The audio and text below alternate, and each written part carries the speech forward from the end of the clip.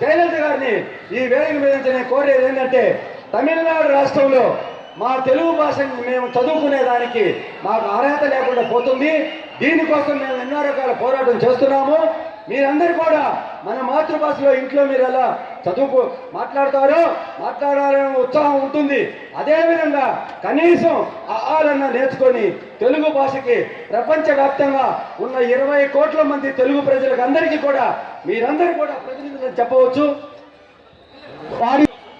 మన మాతృభాషను మనం నేర్చుకునేదానికి తమిళనాడు రాష్ట్రంలో ఎన్నో రకాల ఇబ్బందులు పడుతున్నాము.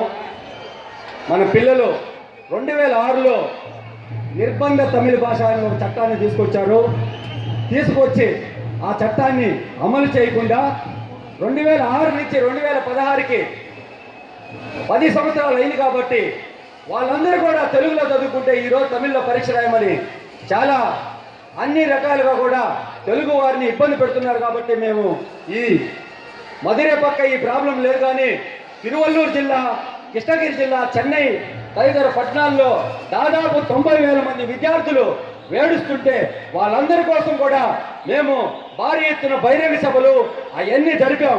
వీటన్నిటికీ కూడా మీకు భాష అవసరం లేకపోయినా తెలుగు వారి కీర్తి, తెలుగు మేమంతా తెలుగు అనే భావంతో మేము చేసే ఉద్యమంలో మీరందరూ భాగస్వాములు కావాలి.